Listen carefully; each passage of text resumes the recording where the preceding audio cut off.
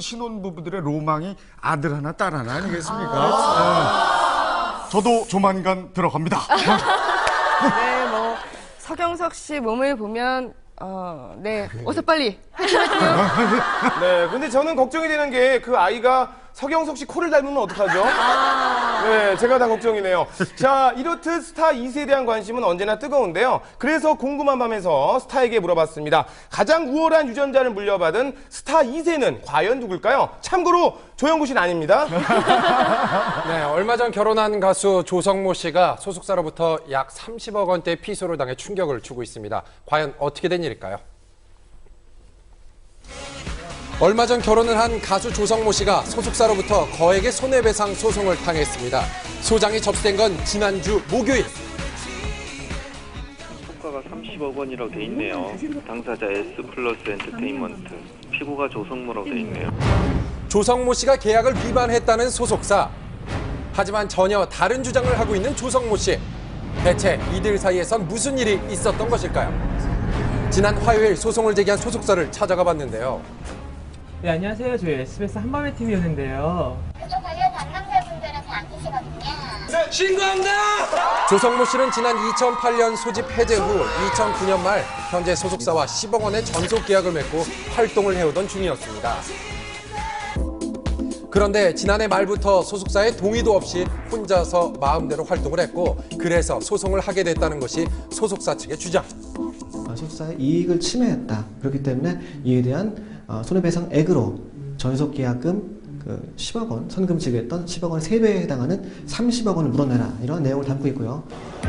그런 가운데 지난 월요일 조성모 씨가 일본에서 급히 귀국한 것으로 알려졌습니다. 조성모 씨 측 변호사를 찾아가 현재 그의 심경을 어렵게 전해드릴 수 있었는데요. 굉장히 당혹스러워하죠. 일본에 휴양차 잠시 쉬었거든요. 그런데 이제 소장이 제기됐다는 인터넷 기사를 보고 급히 어제 국내 귀국을 했습니다. 그리고 곧바로 보도자료를 통해 충격적인 사실을 털어놨습니다. 방송 활동 중에도 끊임없는 협박과 무리한 요구로 인해 정신적으로 견디기 힘들 만큼 심한 압박을 받았을 뿐만 아니라 매니저 폭행과 살인 교사를 방불케 하는 폭언 등으로 인해 신변의 위협까지 느꼈으며 이 부분에 있어서는 필요하다면 증명할 수 있는 자료를 가지고 있습니다. 매니저는 물론 조성모 씨 본인도 소속사 대표로부터 폭언과 폭행에 시달려 왔다는 것입니다. 저희가 이제 여러 그 폭언과 협박에 대해서 조성모 이외 다른 사람들이 이런저런 진술을 해주고 있기 때문에 조성모 입장에서 확인 중에 있다. 이렇게까지 말씀드릴 수 있을 것 같아요. 하지만 이런 조성모 씨 측의 주장에 대해 소속사에서는 그런 일은 사실 무근이라며 이번 사태는 조성모 씨에게 책임이 있다고 주장했습니다. 조성모가 연락을 두절했습니다. 핸드폰 번호를 알려주지 않아 연락을 할 수 없었습니다. 그런 상황에서 혼자 앨범을 내고 콘서트를 했습니다. 정말 조성모 씨는 왜 계약한 소속사의 동의도 없이 혼자서 활동을 한 것일까요?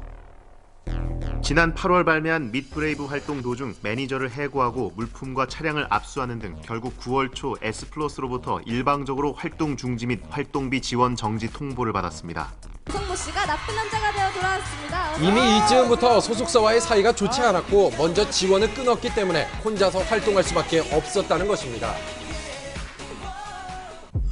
그리고 연락이 두절된 기간 동안 열렸다던 조성모 씨의 콘서트 관계자와 어렵게 통화를 한 끝에 새로운 사실을 알아낼 수 있었는데요.